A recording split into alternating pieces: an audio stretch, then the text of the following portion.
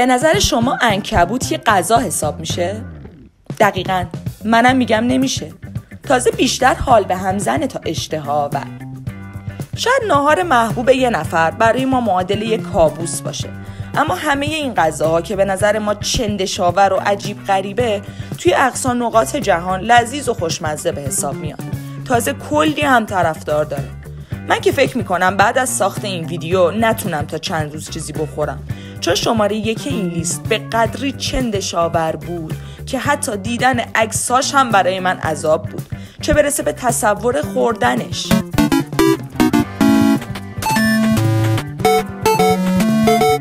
شماره 5 ایپینگ. به عنکبوت سرخ شده گفته میشه که مردم کامبوج خیلی هم دوستش دارن و اولین بار به دلیل قحطی و کمبود غذا محبوب شد. ولی بعد از گذروندن این دوران، این خوراکی که با سرخ کردن عنکبوت‌های تارانتولا تهیه میشه همچنان بین مردم محبوب موند و مردم کامبوج اون رو مثل نبات نوش جان میکنن. شاید باورتون نشه، اما سالیانه کلی توریست هم برای تست کردن این غذا به کامبوج میرن.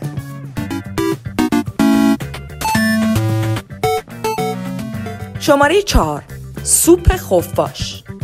گوشت خفاش یه منبع غذایی انسانی توی جنوب شرق آسیا محسوب میشه و البته توی کشورهای اندونزی، ویتنام و چین هم طرفدارهای زیادی داره که حتی با اون سوپ هم درست میکنن. فکر کن وقتی خفاش بهت زل زده میخوای سوپو بخوری. واقعا چندشاوره. این موجود جوری محبوبه که به علت استفاده زیاد ازش گونه‌ای از خفاش به نام روباه پرنده در خطر انقراض قرار داره.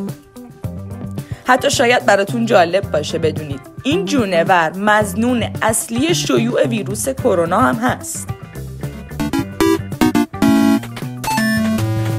شماره 3 استیک تارتار.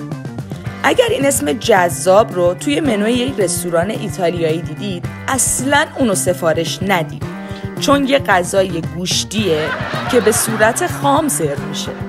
برای تهیه این غذا از گوشت گاو بدون چربی استفاده میشه و بعد از خورد کردن یا چرخ کردن اون بهش ادویه‌جات اضافه میکنن. این غذا شاید قابل تحمل باشه، اما بدونید که هم گوشت اون خامه، هم علاوه بر اون یک زرده تخم مرغ خام هم روی اون میذارن.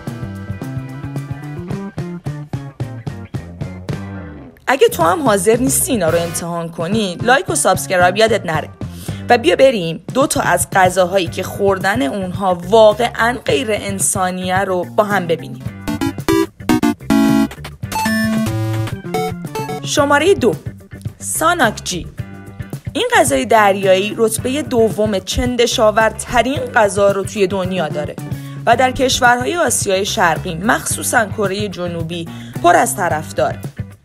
جالبه بدونید 8 پای توی ظرف سرو شما زنده است و تکون میخوره. منم قبول دارم این غذا خیلی بیرحمانه به نظر میرسه، ولی مردم کره با این که میدونن ممکنه 8 پا به خاطر چسبندگی پاهاش توی گلوشون گیر کنه و حتی ممکنه خفگی ایجاد بشه، باز همین غذا رو میخورن. شماره 1 بالوت. میرسیم به چندشاورترین غذای انگلیس، یعنی بالوت، که چیزی نیست جز جنین اردکی که توی تخم در حال تبدیل شدن به جوجه اردکه که اونو به صورت زنده میجوشونن و نوش جان میکنن. وای چرا آخه؟